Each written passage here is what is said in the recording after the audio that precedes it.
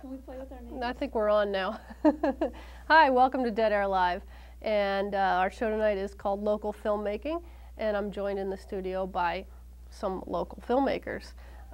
In fact, they are both award winners in the upcoming New England Film and Video Festival. So let me introduce my guests now. My first guest here is Ellie Lee, director of Repetition Compulsion, and the winner of the Best of Festival.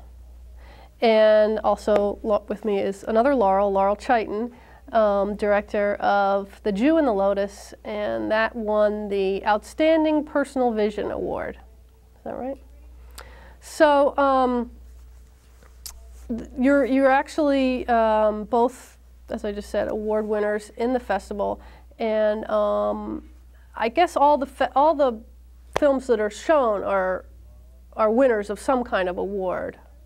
But being Best of Festival, what is that? I mean, how does that, tell me a little bit about that. And I mean, you know, I have a funny story about the Best of Festival award, actually, which is I met one of the judges after they had gone through the judging process. It was Kay Armitage, who's one of the programmers at the Toronto Film Festival, which is the biggest festival in North America. And she had this she was in the middle of this conversation talking about how, you know, it's just that so many films are being made and there aren't more slots being slotted into festivals. It's just, that doesn't necessarily mean that the quality of the work is increasing. It just makes the screening process that much more difficult. So Kay was actually telling me this story about how she has it down to a science that she can eject the tape. She knows when to eject, you know, 5 minutes into a film, if there's a musical change she doesn't like, she just ejects the tape. And then at the end of this conversation, she said, "Oh, I'm Kay," and I introduced myself as Ellie. I had no idea she was one of the judges for the New England Film Video Festival. And she says, "Oh, Ellie Lee, I saw part of your film today." I thought, part of my film is like 6.5 minutes long. How can you watch just part of it? And I thought, oh God, she ejected the tape. She hated the film. So I was actually really shocked when I got the call from Devon. I was depressed for about a week and a half. I thought, oh, I can't even get a screening in my own hometown. But then it was pretty amazing, actually. I mean, considering that, I really was kind of bracing myself for disappointment and rejection. But then to get Best of Festival, it's an incredible honor, and you know, yeah, it's wonderful. And it's taken from all around New England. And and you said your film is 6.5 minutes long, which is very different from Laurel's film, which is almost an hour long. Epic. Yeah.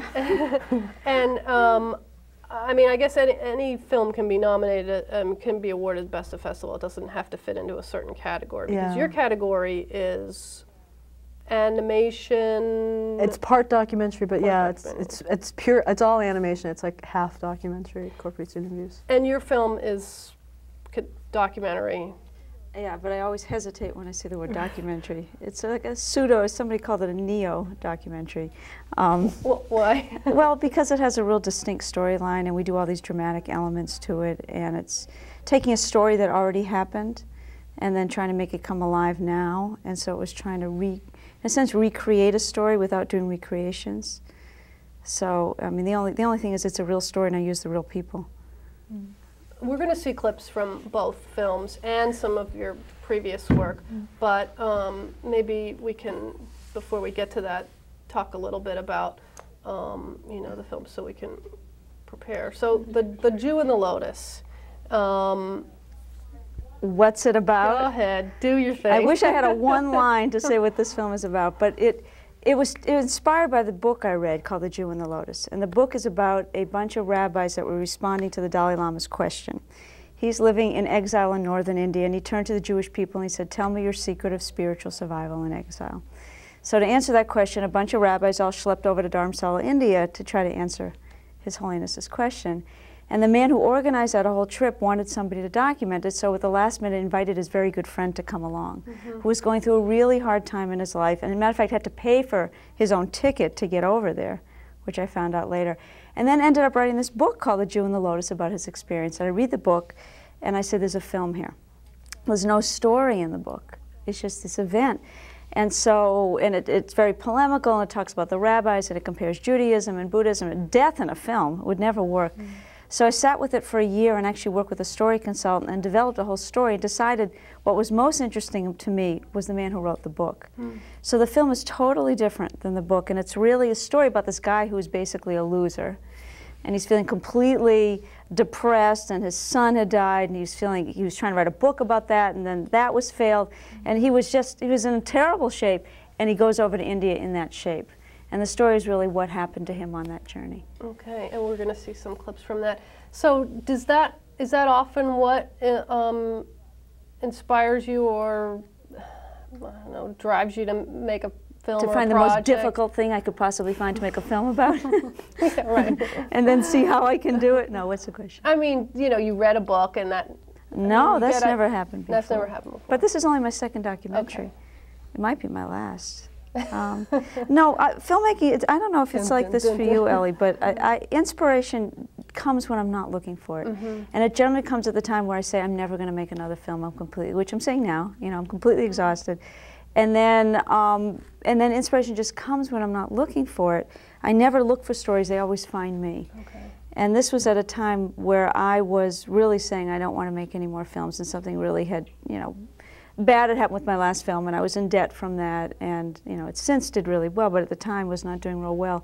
And I just read this book just to read it for myself. And then I always equate it to falling in love. Is you always say never again. You know, I'm never going to be with another lawyer, I'm never going to be with another Gemini, I'm never going to be, you know, and then you have really no control over who you fall in love with. That's how I feel about filmmaking. Well, were you a writer before, or were you were you a creative person in other ways? I mean, if you didn't make another film, I guess I'm wondering where would all these creative energies Would I go completely insane? No, of course I'm going to make another film. That's my line. But no, I was in theater before. Oh, okay. And I had my start in Somerville TV, Yay! Which I'm happy to plug. But no, and I think it's really seen in my work that there's a lot of theatrical influence in both of my pieces. And you, Ellie, where did you get your inspiration from? And well, tell us a little bit about repetition compulsion. I think we'll get an idea of how... the genesis of the project. Yeah. Repetition compulsion it's a very strange animated film. It's half documentary, like I mentioned before. It's an animated documentary about trauma suffered by a lot of homeless women, and it describes how a lot of violence in childhood kind of set the stage for them to fall into homelessness and then fall into really abusive relationships with other homeless men. And when I started the project, actually, it was born directly out of my experiences in working in homeless shelters in Cambridge. And I noticed this pattern back in 1990, 1991, a pattern with all the women that I'd worked with, that they were all involved in very abusive, very controlling relationships with other homeless men that were incredibly dependent on them, and that a lot of the times these relationships kept them from being able to find jobs and counseling and proper support to try to get themselves off the streets. And I wanted to make a film about it. I mean, it was this kind of thing where I realized that there was this problem that I had never even considered when I thought about homelessness, and what happened was that I wanted to make a film, but I felt that I couldn't do it as a straight documentary. The women were still very much in crisis. I felt that they couldn't even talk about the situations. You know, it was something that they would confide in me at 3 in the morning or 4 in the morning. So that's when it occurred to me I should do it as an animation. Had you been an animator? Yeah, I had done, you know, at the time I was just a student. I was an animation student at Harvard. Oh, so you were... yeah, I had taken, you know, 2 semesters of animation. So it was something that was very new to me, and I didn't really know what I was doing. You know, but it just made sense somehow that I would do it as an animation. I would incorporate interviews with women. And yeah, and that's really where the idea for the film came from, all the way back in 1991.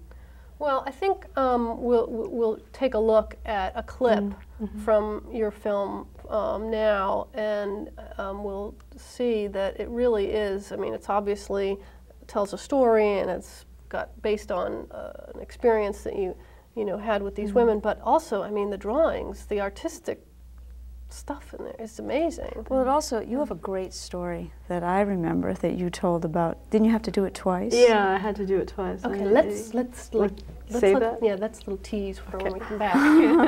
Oops, So that's a good one. You kind of you threw it So out let's there. go to see a clip now from Repetition Compulsion. I mean, I was an emotional wreck. I had no self-esteem. I was still struggling with depression, but I needed to not be alone. I had lost kind of all of my sense of who I was, and so I kept looking for strong men. That many of the men have been abused at some time during their life, and so people who don't have power create situations where they do have power over others. And when we're able to control others, it makes us feel like we have more of the control of our own life.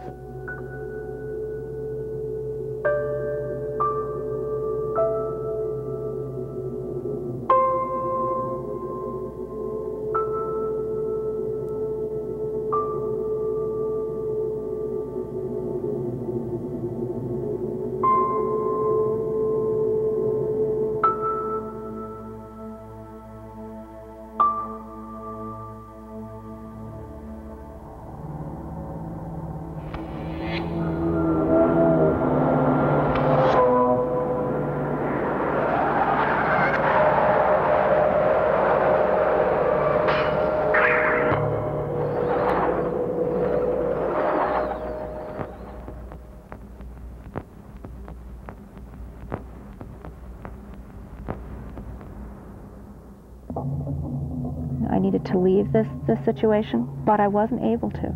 Somehow I kept thinking that I deserved it. It's pretty frightening just to up and go, because then there's a real feeling of vertigo or free falling, you know. I mean, this is all she's ever known.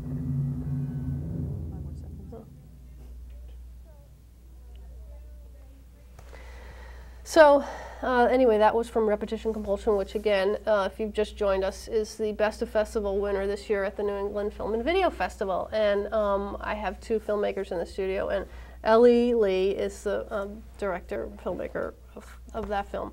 So as we were saying before we saw that, I was just so amazed by the drawings. You had to have been an artist, I mean, yeah. The thing is, when I started the film in '91, I wasn't such an accomplished artist. I think. I mean, I really had to do a lot of self-training, and I need to really study more about human anatomy and movement, because I couldn't really see and visualize a lot of movement that I needed to draw for the film in my head.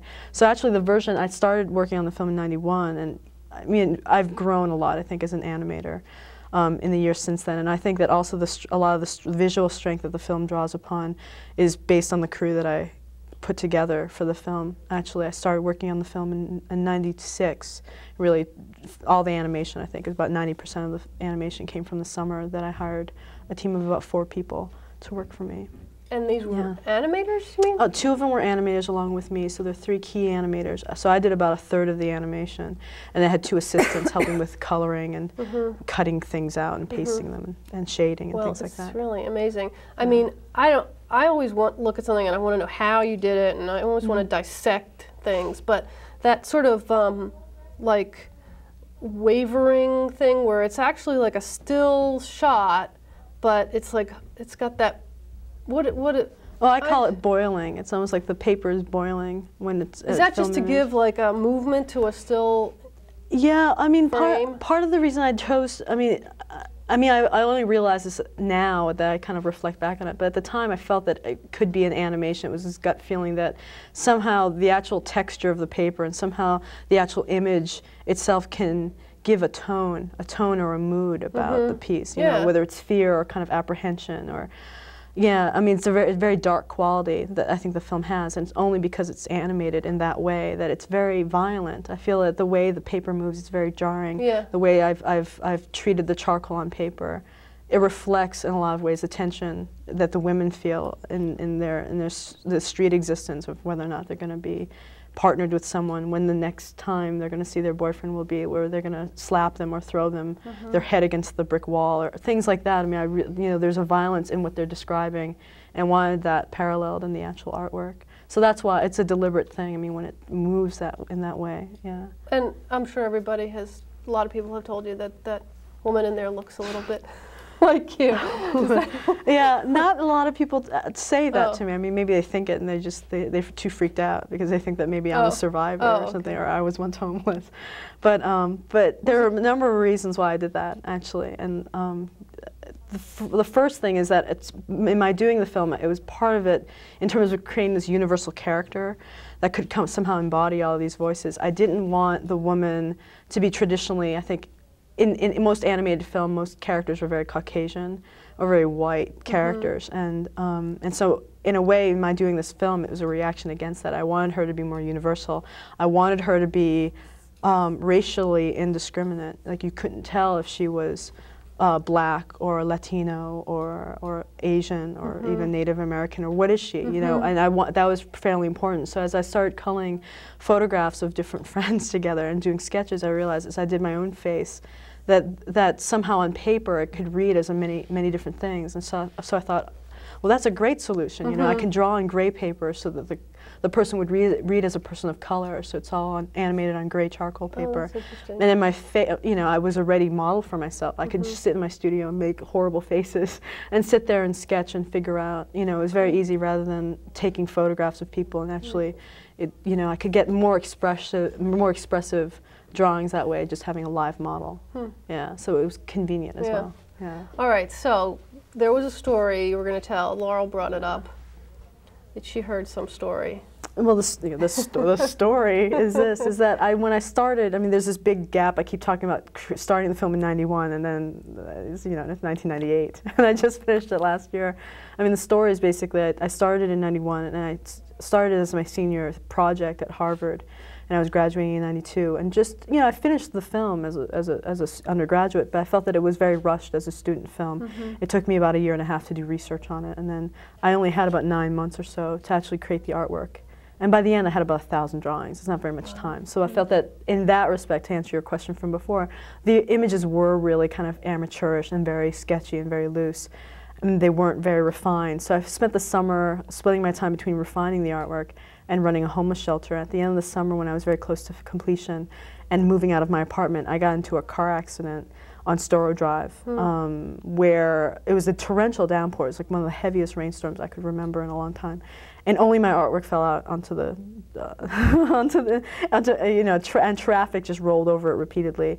And within 5 minutes, I lost about 600 drawings. They all turned to pulp. Oh my God. Yeah, and so then after that, I couldn't work on the film for a long time. Wow. You know, and I felt like that, I mean, it was really just emotionally I was very spent already by that point, and I decided, this is it for animation, I can't animate anymore. It was that feeling, like, forget it, you know, like, when there are no rewards to doing this, you know, there's no real, I couldn't see an end at all in sight, and so I switched and I started doing more traditional documentary work instead, and then eventually, it's a project that I'm very close to, and it's very dear to me. So I came back to it eventually with the assistance of some grants and some in-kind support. Wow, that's really amazing. I mean, I guess you hear about things like that set people back, and then sometimes I guess it just discourages them, and they never go back to it. Anything that was that much of an obstacle for you? I wasn't even thinking about my film. In this film, yeah, I had the rights to the book, and I even had some money. And I remember when I first got some startup money, I was in New York, and I was with Roger, who the film was about, and I had my head in my hands. And he said, "What's wrong with you? You just got money." I was sitting there like this. I said, "I don't have a clue how to make this film. I don't have a clue how to tell this story." And then I went to India, and I said, "Well, that's the missing piece. I'll go to India and find out. It's the only part I don't know about." And I'm walking through the streets of Dharamsala, India, thinking, impossible, I absolutely can't make this film. And I'm strategizing, how can I give the money back? I really was. I was like, I've already spent some of the money. I'm gonna, because I cannot make this film And I was absolutely at wit's end. And the only thing that saved me is I thought of this man that ended up being my story consultant. And I said, oh, he'll save me. He'll help me figure out how to tell this story. But I absolutely hit a wall when I was in Well, you India. sound a little bit like Roger sounds in Yeah, you know what I mean? I mean, when he says, everyone I don't says know why that. When I start telling this my story, they say, who are you? You know, well, I really think filmmakers tell their own stories anyway. And why did I find that story in Roger to tell? Because it's so similar to my own story. And when I talk more about my own story, there's even more of a parallel between the two of us. So it's, you know. Well, we have a clip from, we have a couple clips from The Jew and the Lotus, but this one will be sort of an introductory clip. So let's go see that now. First time on the airwaves. Uh-oh. In the fall of 1990, a group of rabbis traveled to northern India to meet with the Dalai Lama, the leader of Tibet. The Dalai Lama was forced out of his own land in 1959. Later, he turned to the Jewish people for help. Tell me your secret, he said, a secret of spiritual survival in exile. Why was I there? I don't know. I wasn't a spiritual person. I wasn't a rabbi, or a Jewish scholar even. I was a writer. I was invited to India by my best friend, Mark Lieberman, who organized the whole trip. I went along as a scribe. It's a journey that, in many ways, I'm still on.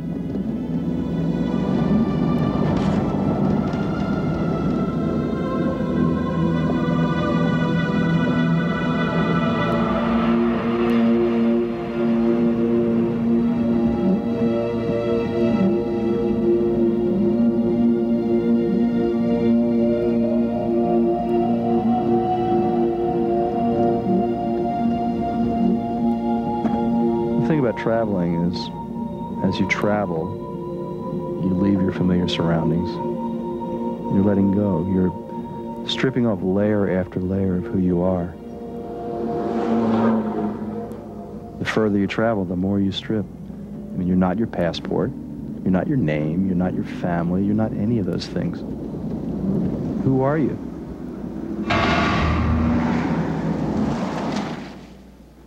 I didn't realize how bad it had gotten until he left, because when he was gone, I felt enormous relief. And in fact, I felt very rejuvenated, and like a weight was lifted from me. They say that if you lie down in a deep well, even in daylight, you can see the stars. I was in a deep, deep well, looking up, and I saw something absolutely brilliant.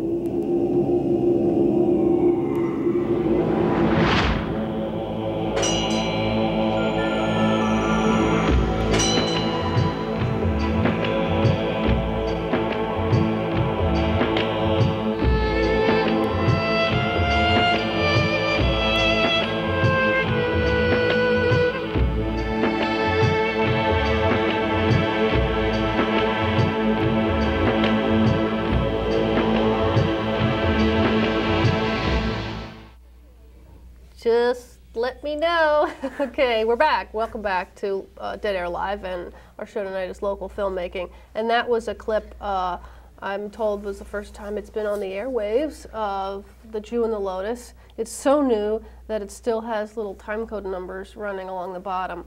And the filmmaker Laurel Chiton is with us in the studio tonight, and that film won Outstanding Personal Vision in the New England Film and Video Festival. So outstanding, was that your outstanding personal vision? Was that what that award was for? I assume that you had an outstanding personal vision. I had some kind of vision, and I guess it stood out. But yeah, I assume that. I think the New England Film and Video Festival, it's my third time in it. And I think what's so great about it is that when they can't fit you in a category, they make these things up. They just made this one up for my film. Well, but I have to say, I have to tell you, when I first found out that I got the award, I said, that's really great. Who won Best of Festival?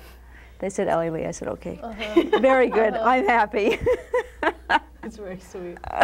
She well, deserves it's it. beautiful. I mean, the images in that, you know, as you could see in that first segment we watched, they're just amazing. That stuff in all those colors and the music, and it's really, it's mesmerizing. I mean, I got to give you credit for that. I guess that was what you. That was the that was vision. your vision. That was the vision. Yeah. Well, I should tell you that what was so interesting about making this film is I did it in a way that I've never heard of a documentary being done, in that I started with, I work with a story consultant, and I would meet with him every week, and I say, okay, here are the characters, here's an idea for a story, and we actually thought of character development, that this guy's going to go from here to here to here to here, and really put a whole story together before I picked up a camera and started shooting. Now that story changed, but did it change dramatically? No.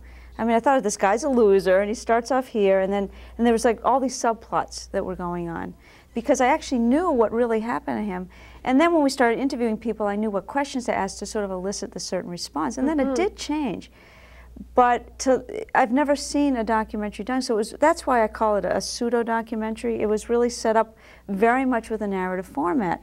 It had Act 1, Act 2, and Act 3, and each act has a beginning, middle, and end to it. And when you watch the film, you're not going to know that. So you sort of had almost like a script before you went out, but well, it's it had the thing a structure. The documentary part is that they're real people, they're real events, got the real Dalai Lama, and it's a real story. But it wasn't like you went out and just took a camera and shot something that was it's happening. a complete opposite of verite. This was highly stylized film.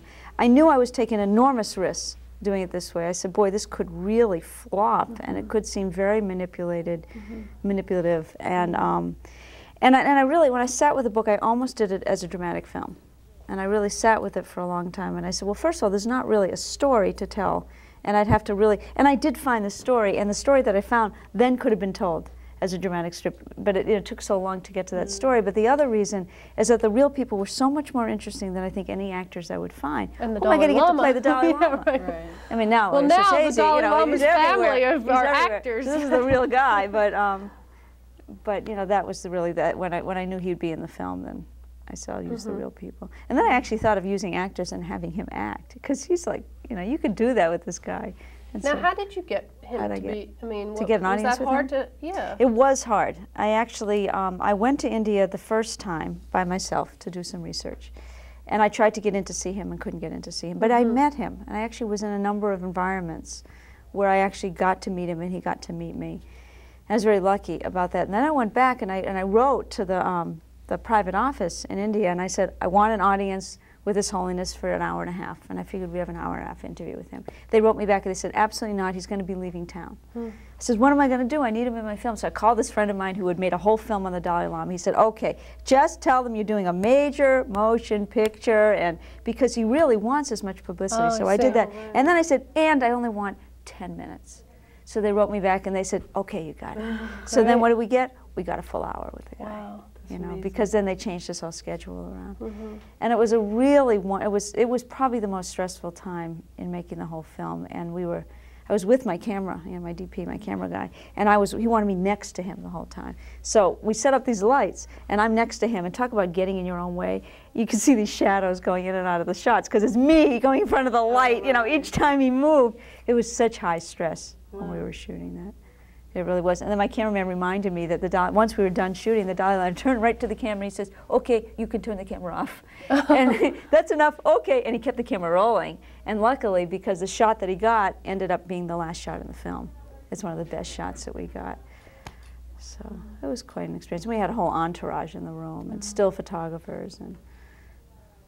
Well, I mean, with everything happening now and all this, I mean, it's like all these films about Tibet and the Dalai Lama. I guess it's good timing to have a documentary come out. I mean, You're not sure. it could backfire. It could be the people. I've had enough of this guy. You know, it's one of the only ones that has the real guy in it.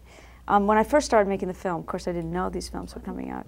But shortly after I started, I heard that that there was 2 major films coming, and I really pushed. If this film comes out a year later, it's going to be dead. So it has to come out right now. And I actually targeted it to come out in January, because the other films were coming out. So we sort of hit it, because it was actually premiered in February. That's a little bit of pressure. Yeah. Well, well, Because when did you start? When did you start? This is the second birth, I always say, and it was an easier birth. My last one took 5 years. This one took a little over 3 years, which is very fast. Yeah, we cranked. I mean, the whole film cranked from. I haven't had a break. Well, I want to talk about that and the process and all that. But let's we have a clip of where the Dalai Lama is in the clip. So maybe we can see that and we can talk later.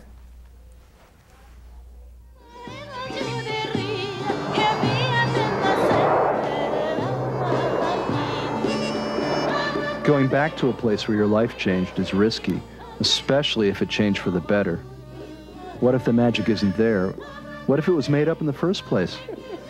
6 years later, I returned to India and had a chance to give the Dalai Lama a copy of The Jew and the Lotus. Your Holiness, I'd like to just give you a copy of the book. And I hope it's not too shocking, the cover. This was an author's dream come true. I mean, here I was giving it to the Dalai Lama. But I was a little afraid he'd be offended by the title because it's a pun on the jewel in the lotus, which is in Tibetan, Om Mani Padme Hum. It's a Tibetan national mantra. It's really very sacred. And in my experience, you know, Jewish people don't get the pun, and Western Buddhists were just way too pious to laugh. The Jew in the lotus. You like the Jew in the lotus? The first Buddhist I know got it. Yeah. Jewels in the lotus. Oh, I see.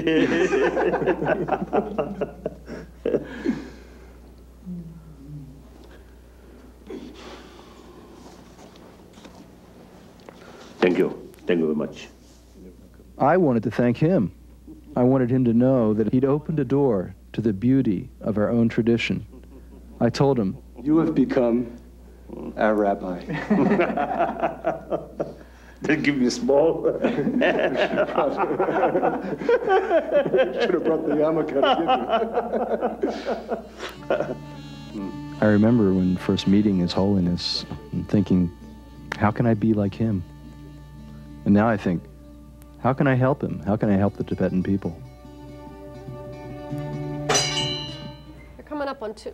Oh, we're coming up on three. Hi, welcome back. And so there was the Dalai Lama in person with Roger and you. And how many people went on that shoot? I think altogether I had 16. 16? Crew of 16. Yeah. That is enormous. Including the people in the film. It was enormous. How many? I like that for pressure. I never shot film before. I never worked with these people before. I'm in a foreign country, and I had altogether about 16. And you have a staff now that has been working with you.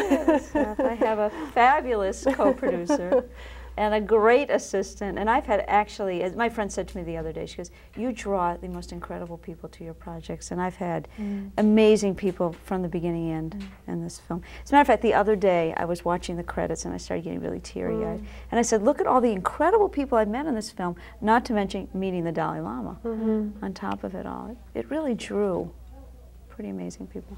So, and you are a Somerville. We didn't get to that point, but you're a long-time resident of Somerville. I know, Ellie, you lived in Somerville for it counts. It does count. I mean, we have could put in some points for that. Really, oh, really? Can I talk about my humble beginnings? Definitely. I was about in my late 20s, and I had another profession, and I said, I was a sign language interpreter, which I still am, which I do on occasion, and I was really ready to have my own voice. And so I said, what am I going to do? I mean, I'm either going to do computers, I thought I'd work in computers, or I'd work in television. And I have a degree in media, but it was from a long time ago, and it was, you know, we learned theory. So I actually stumbled in here, and I started borrowing the equipment, and I started producing these pieces, and I really felt like I found my palette. Right here. Right here, in this theater. And then we took over the whole studio, and we produced this big soap opera here that took us 3 years to do. Thought it was going to take 6 months, but we shot. You know, we built sets here, and so I really do think if it weren't for Somerville, I would never have learned how to do this. And this is where I started. It was free. Yeah. You know, and I was always telling people, come down, come on down to SCAT. You can be the next Laurel Troutman. Right. The next. Yeah. It was great, and I mean, I really wasn't. I got such encouragement for anything I did, and you know, I really, where else would I have done this? Where else would I have had access to this? And I was really ignorant at the time, which was really great. I didn't know what I didn't know, and I didn't know how difficult anything was. I never know how difficult anything is. Before you started your film, if you had any idea how long it would take, would you ever have done it? Of course never. Not. No. And so I had no idea. I always like stayed in this place of ignorance, said, okay, this project's going to take 6 months, it takes 3 years. This one's going to take a year, it takes 5 years.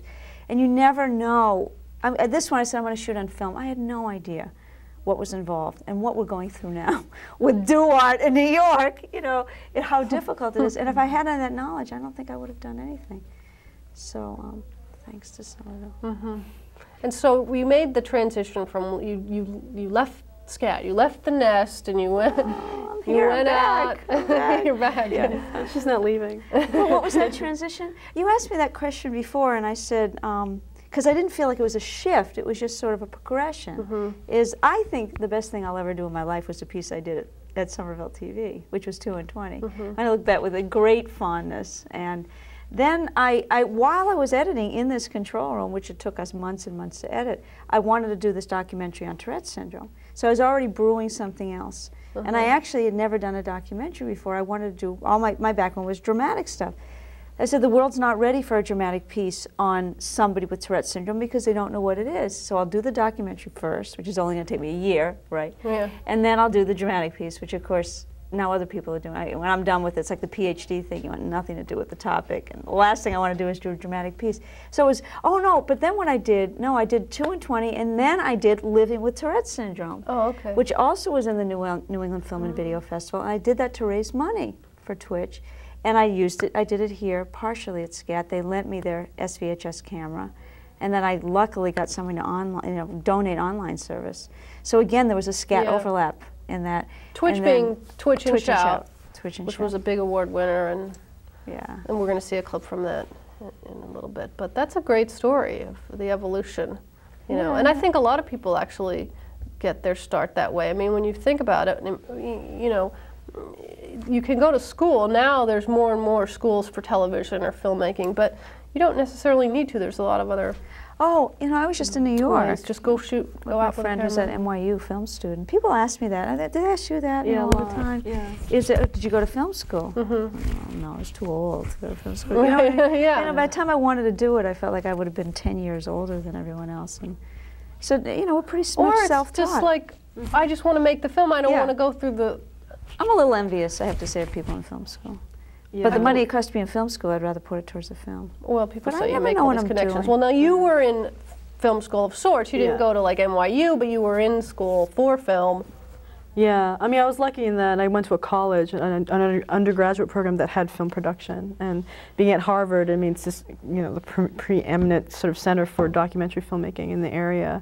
And they also have a very strong experimental animation program, you know, and the fiction program is pretty unformed, so that's something I'm still sort of exploring. But it was really, I mean, it was wonderful. It was wonderful having access to equipment, and you're right. I mean, the thing about film school is that it's incredibly expensive, but I can't think of any other kind of environment where you're dedicated to just making films. I mean, I'm very jealous that people, you know, it's like we're constantly trying to fundraise, and we get kind of bogged down with all these other things. All the business side of filmmaking, and then also the camaraderie of being with the wonderful. Students. Yeah, so it's really amazing. I have to say I'm a little envious of people in film school. And before Repetition Compulsion, you had a short that you made. Was that during school? Oh no, that was about a year after I graduated. Okay. Tell us a little bit about that, because we're going to see a clip from that. Okay. In a minute. Right after I graduated from college, I spent a year as a graduate student at Harvard studying documentary filmmaking, and then during that time, I heard that there was this competition that MTV was sponsoring. It was the second year that they had done this in the past 4 years or something, called the Free Your Mind Animated Storyboard Competition, and they were soliciting visual storyboards for 30-second long films that actually identified a form of discrimination and solved it in 30 seconds. So I thought, okay, I'll solve sexism in 30 seconds. And a friend of mine, Danielle Smith-Guerra, who was an undergraduate still, actually she was still finishing up her senior thesis at Harvard, we decided to collaborate and do a storyboard together, and we just submitted it as an exercise. We never thought that we'd get anything out of it. And they, you know, MTV got over 600 submissions worldwide from professional animators in '93, and they chose ours as one of 10 winning entries. And so they commissioned us to produce our storyboard into a finished film for broadcast in 1994. Okay, so the succession was you made the storyboard, which is basically just a series of drawings. We're going to see that after we see the film. And then once they picked the storyboard, then they gave you money to turn it into a film. Yeah. Okay. And that was a nightmare because, you know, I just made student films at that point. I mean, I just graduated from college, and then I was a grad student. But I didn't really, it was really amazing. But the thing is, the only problem was that with the storyboard, we proposed a story that was actually 1.5 minutes long. Oh. And they were real sticklers. They were like, no, 30 seconds is all the airtime we can allow for this. Otherwise, we'll never broadcast your piece. It's too long. Well, you know, we would say the same thing here. We would say it's we were only going to broadcast 36 seconds of this next clip, Ellie. So, is it really 1.5 minutes? No, it's 36 seconds. I snuck in 6 extra seconds because I'm a rebel. All right, let's see that 36-second clip.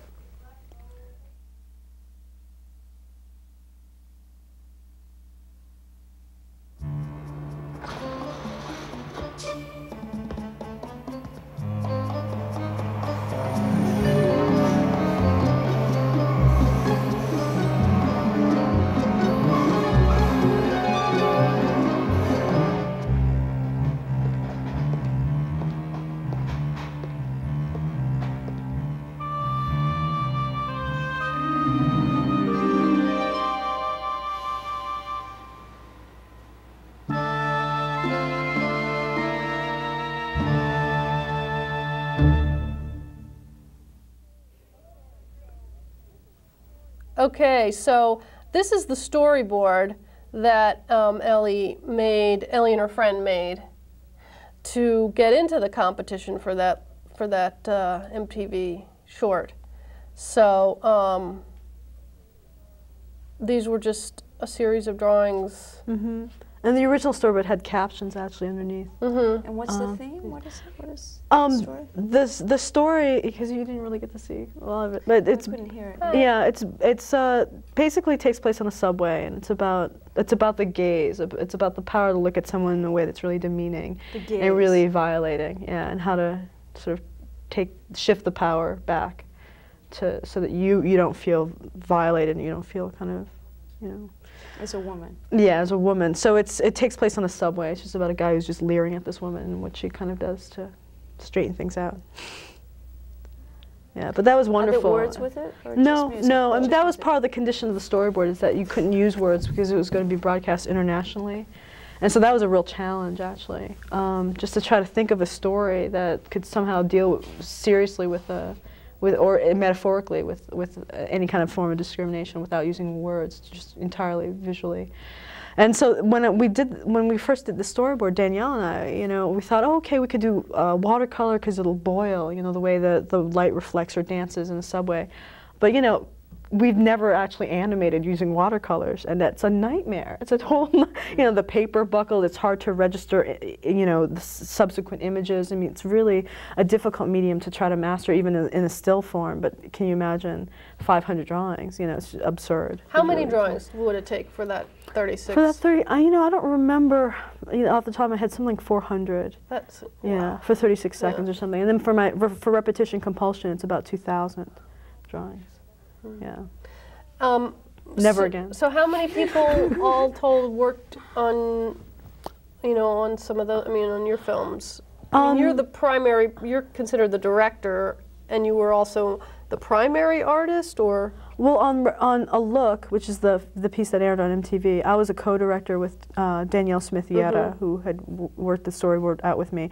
And we only hired one other assistant, so it was just the three of us. So we did all the primary animation, and then we would trade off. Like, I would do a lot of the actual inking, and she would paint so that it would all be consistent. So I would actually do the actual rendering and the actual drawings, and she would do the coloring and the painting. And we would go back and forth. I mean, for example, there's this one scene, I think you might have seen, where the point of view in the film shifts to the guy's gaze, and he kind of starts leering, and the camera kind of zooms in through her knees and then across her chest, and she reacts, and she kind of her posture starts to collapse. And that took maybe 9 attempts. You know, Danielle tried to, because when on the, as a storyboard, it was just shown as close-up shots of her breasts, close-up shots of her knees, you know, and we didn't really realize how that was going to translate. Like, well, what exactly happens? Like, visually, there was a lot of gray area we never even thought about because we didn't think we were going to make the film. So she tried her hand at doing a zoom. It looked horrible. It just looked like the movement was all wrong. And then I, you know, but the process was an interesting one in terms of collaborating, and yet, you know, if you look at the film, it looks like it was all done by one hand.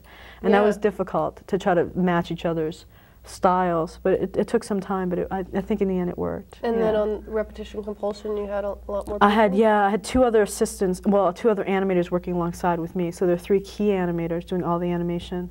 And then I had 3, sometimes even 5 part-time assistants who would come in and help me do what's called in-betweens, or help me shade or color. But then you have to go and shoot that. Right. And then you have to edit the... Right, and I did all the rest. I mean, like, I would conceive of stylistically, you know, how the shots were set up, and I knew already in my head, I had storyboarded it quite a bit, and so I knew exactly how the piece was going to be edited. But it all changed once I started interviewing. I mean, I had some initial interviews from 1991, 92, and then when I started working on the film again, I mean, the climate around, I think, issues pertaining to homeless women had changed a little bit from when I started, so I found the need to re-interview and go out and find more women. So after I animated the whole film, I went back and I found 4 new people to interview. And then that really changed the sort of rhythm of the film. I had to really dramatically figure out a way to sort of recut it and all these other things. So I shot all the artwork on film, and that took about 3 weeks. Actually, it's a really long process where I only shoot in a day. It's a good day if I can shoot 10 seconds of footage. It's a horrible process. And then you have to, I mean, for how many frames, like, do you give each shot? Like, how much time?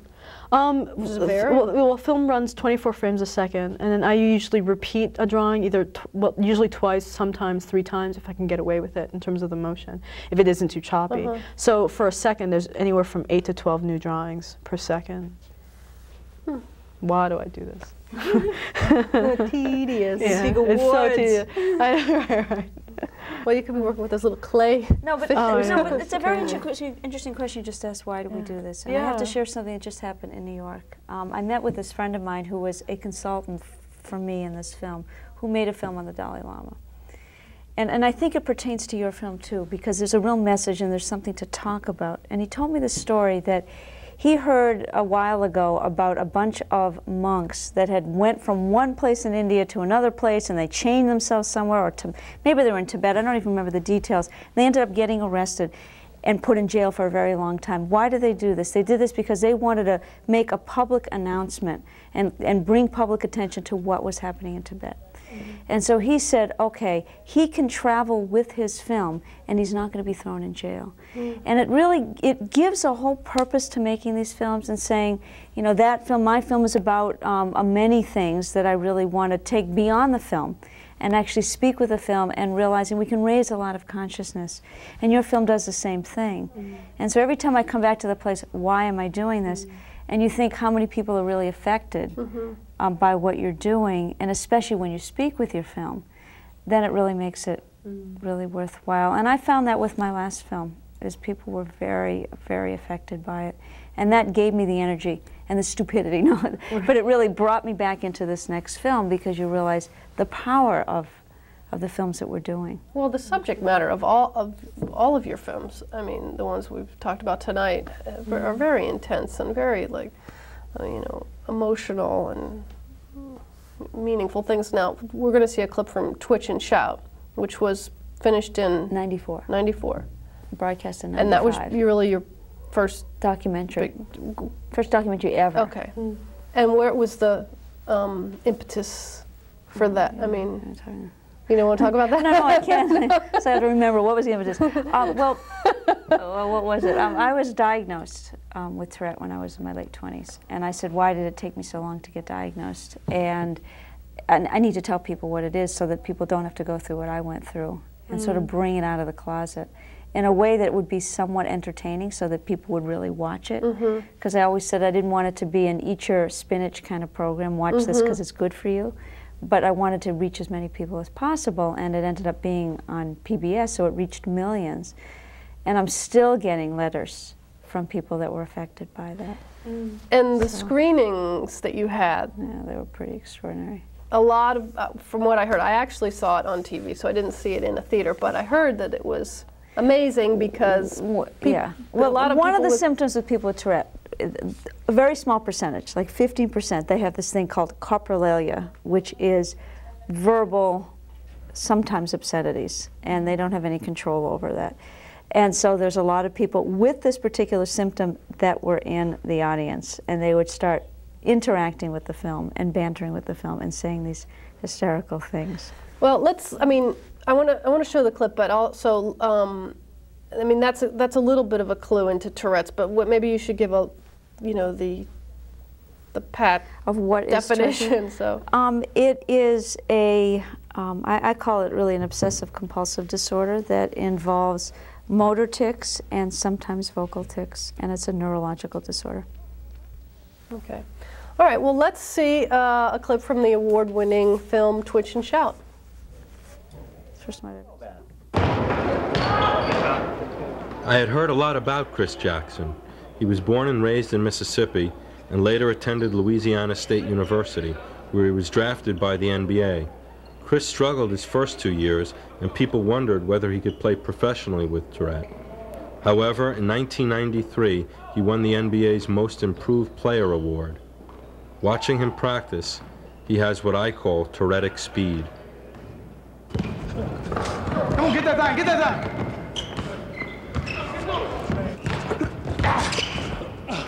Come on, two stops! Oh, damn! Go ahead. Oh! Gotta go again, came in. There was an incident when I was in high school. I was in the mirror one day, and I was doing it so bad. I mean, I got home, and I was in the mirror, and I was watching myself, and I'm doing these movements, and it was like I had different motions at that time. I was jerking, and I got so sore from doing it. I was in there for a long time, and I was like, my body got so sore, and I just started crying. I was like, man, please, God, help me stop this.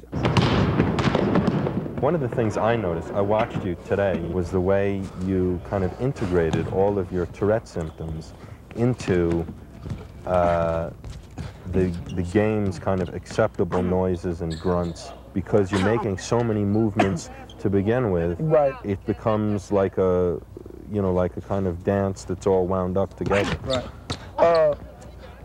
There's a lot of things I do, like you said, that are acceptable, but there are some that people will question. For instance, when I'm on the defensive end, and I have to look at this man, and I end up doing stuff like this, because the minute I do this, my man could be, I don't see him. So that's kind of not acceptable. But a lot of other things I do, I think are acceptable. For instance, there are a lot of times I'm touching the floor like this. Right. It's just a habit. And I noticed that today. Right, yeah. I do that. And or going like this, licking your hand a little bit before you get the ball. Yeah, I do that. Or a lot of times I'll just go like this. It's hard. When I talk to somebody, I'll touch them like this. Oh, I do this. I'm always, who was that sitting next to me last year? I think it was Walter Dave. We'd been, Coach Paul Westhead was the coach last year. He'd be talking, and I'd be tapping Walter. And then Walter be sitting there, he'd be like, trying to hold it in. He'd be, he was all laughing. Leave it alone.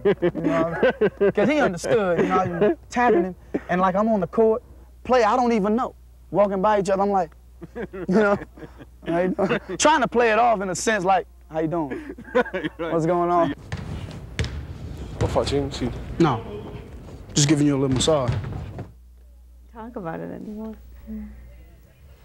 So that was a clip from Twitch and Shout, which was Laurel's film right before the current one, The Jew and the Lotus. And I've been talking the whole show about that these are award-winning films that are going to be shown at the New England Film and Video Festival. I haven't told our audience when that is yet, so why don't we show the dates on the screen. I think we have that information. There we go.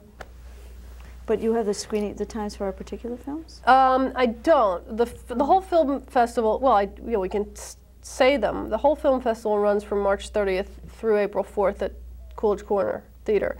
And, well, Laurel, your film is when? April 2nd. April 2nd, and your screening is? On the last night, April Saturday, 4th. April 4th.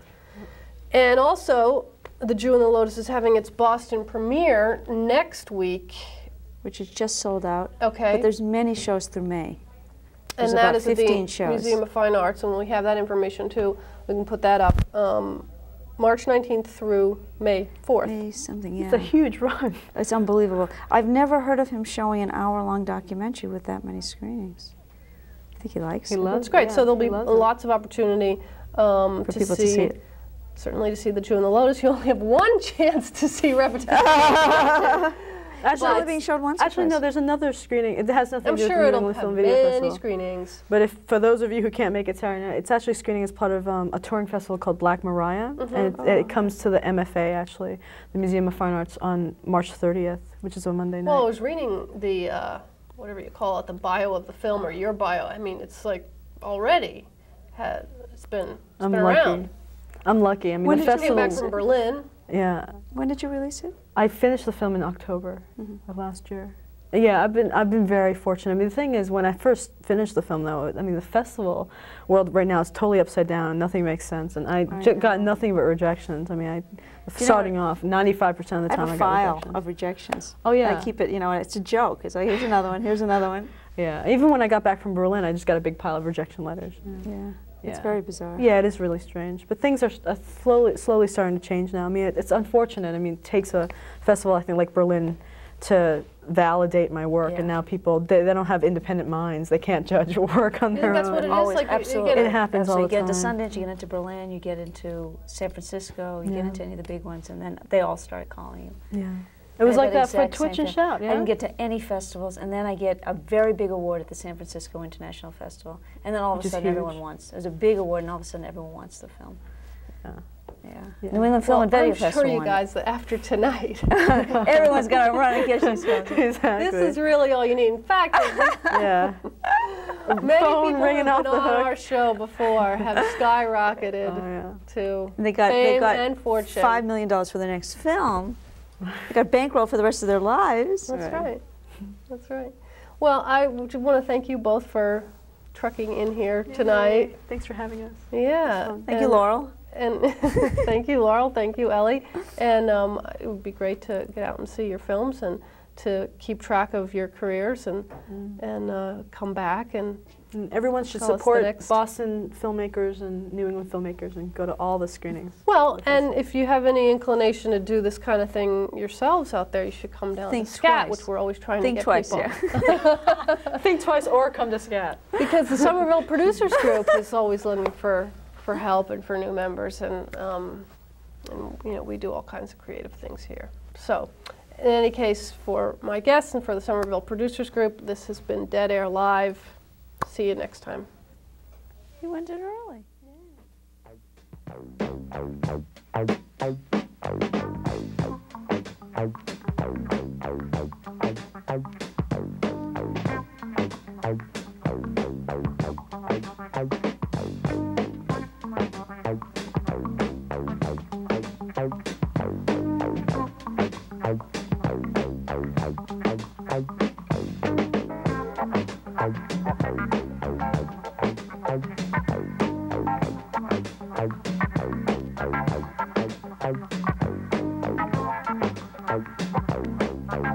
Yeah.